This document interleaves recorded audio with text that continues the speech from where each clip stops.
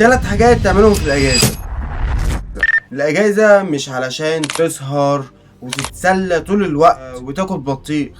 الاجازه معموله علشان تستفيد وكمان عشان تتسلى وتغير من نفسك. هقولك على 3 نصايح تغير من نفسك وتكون شخص مختلف بعد الاجازه، تكون شخص تاني مختلف مش نفس الشخص اللي دخلت بيه الاجازه.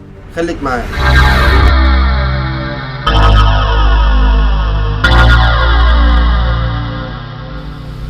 اول حاجه معانا الرياضه.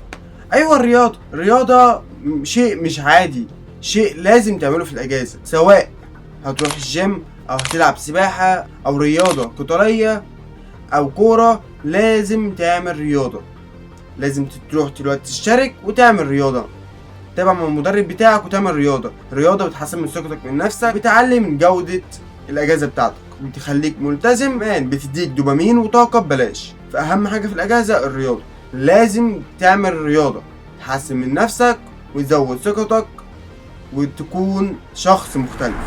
قبل ما نكمل ما تنساش تشارك فيديو عليه حد من صحابك، ما تكونش بخيل، واعمل لايك عشان يشجعنا نوصل لاكبر عدد ممكن. اعمل لايك عشان ده بيشجعنا نكمل، واشترك في القناه وفعل زرار الجرس عشان تشوفنا تاني. يلا نكمل. تاني حاجه اتعلم حاجه جديده. الاجازه مش عشان تستمتع بس، مش كلها ترفيه واستمتاع وسهر.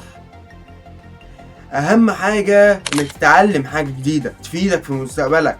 انت مش هتذاكر، انت هتتعلم حاجه جديده تفيدك في مستقبلك، سواء كورس كان نفسك تاخده، حاجه كان نفسك تتعلم فيها، مجال كان نفسك تقرا عنه، مهاره نفسك تكتسبها، حاجه نفسك تعرفها. لازم تتعلم حاجه جديده، لازم تشترك في كورسات مثلا زي الانجليش. انت عايز تتعلم انجليش، هتاخد كورس انجليش، ممكن تشترك في كورس مع شخص محترف، ممكن تشترك مع مدرب محترف، ممكن تشترك او تتابع على اليوتيوب في فيديوهات برضو على اليوتيوب. زي سواء انك عايز تطور نفسك في الانجليش في اي مهارة تانية، انت بتخصص وقت من اجازتك ومن اسبوعك علشان تطور من نفسك. تالت حاجة هي استمتاع باجازتك. ايوه بالظبط، انت كنت فاكرني هقول لك ايه؟ يعني استمتع باجازتك، انت اسمها اجازة يعني هتستمتع بيها.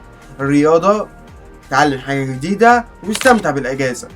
خد نشاطات، اخرج مع اصحابك، خد نشاطات، اقعد مع عيلتك، اتفسح، استمتع باجازتك واتبسط. علشان الاجازة هو انك بتأجز من الدراسة وبتاخد راحتك وبتعمل اللي نفسك تعمله ما بتعرفش تعمله في الدراسة، بتتوسع في اللي كان الدراسة مضيقاه عليك.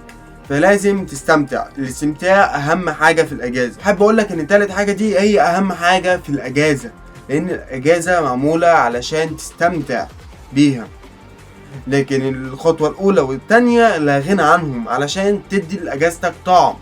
انت ممكن تستمتع بالأجازة بس من غير طعم الأجازة ما تكونش مكتملة. فلازم تعمل ال3 حاجات دول مع بعض. لما تحط ال3 دول في الخلاط هيطلع لك ايه؟ هيطلع لك كوكتيل جميل قوي. استمتعت وتعلمت حاجة جديدة وطورت من نفسك، اصبحت كوكتيل جديد خالص، اصبحت شخص جديد. اللي داخل أجازة مش نفس اللي طلع منها.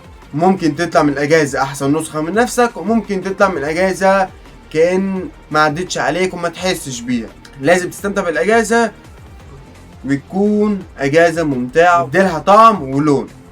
ما تنساش تشير الفيديو ده لاي حد من صحابك لعله يستفيد. شيره لصاحبك، ما تكونش بخيل، واعمل لايك واشترك في القناه وفعل زر الجرس عشان يوصل له كل جديد. ما تنساش تتعلم كل يوم حاجه جديده، ومع بعض خليك الف.